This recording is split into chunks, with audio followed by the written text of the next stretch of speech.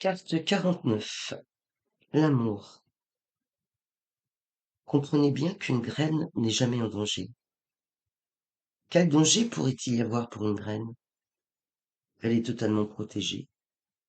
Mais une plante est toujours en danger. Elle est très fragile. Une graine ressemble à une pierre, elle est dure, se cache derrière une surface coriace. Mais une plante doit traverser mille et un dangers, et toutes les plantes n'atteignent pas la taille qui leur permettrait de s'épanouir en une multitude de fleurs. Rares sont les êtres humains qui parviennent au deuxième stade de leur évolution, et bien peu de ceux qui l'atteignent parviennent au troisième stade, celui de la réalisation. Pourquoi ne peuvent-ils pas parvenir au troisième stade, celui de la floraison? À cause de l'avidité, à cause de l'avarice, parce qu'ils ne sont pas prêts à partager, à cause de leur manque d'amour. Il faut du courage pour devenir une plante, et il faut de l'amour pour devenir une fleur. La fleur annonce que l'arbre ouvre son cœur, qu'il libère son parfum et qu'il offre son âme, déversant tout son être dans l'existence. Ne restez pas à l'état de graine. Rassemblez tout votre courage. Le courage d'abandonner l'ego, d'abandonner la sécurité et les garanties. Le courage d'être vulnérable. Un grand roi, ayant 3 fils, désirait en choisir un pour héritier. C'était très difficile, car tous trois étaient intelligents et courageux. Lequel devait-il choisir? Il interrogea donc un grand sage, et le sage proposa une solution.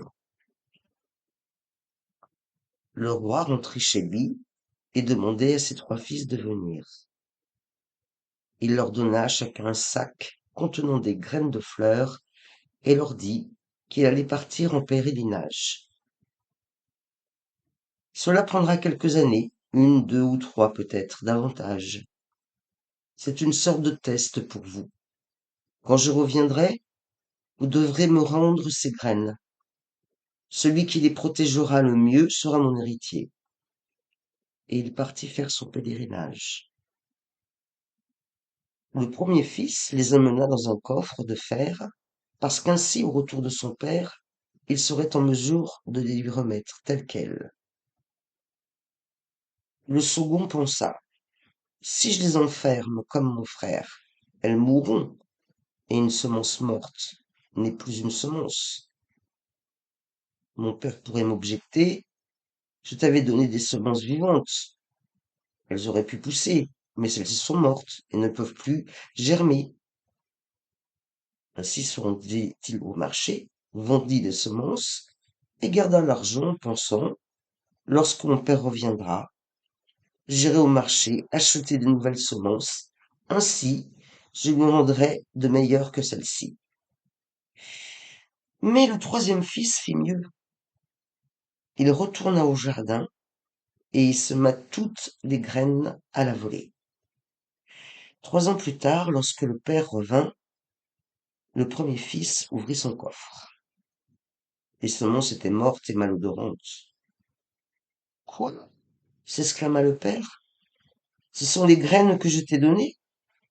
Elles avaient le potentiel de fleurir et de répandre un magnifique parfum. Et maintenant ces graines sentent mauvais.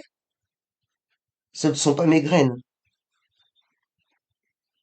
Il se rendit chez le deuxième fils, qui se précipita au marché, acheta des graines et rentra à la maison pour les représenter à son père.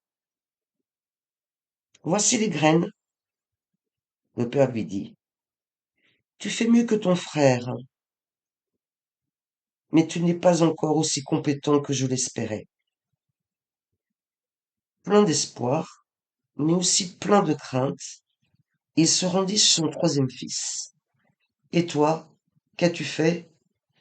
Le jeune homme l'emmena au jardin, et il y avait des millions de plantes en floraison, des millions de fleurs partout. Le fils dit, Voici les semences que tu m'as données. Dès qu'elles seront prêtes, je recueillerai les graines et te les rendrai.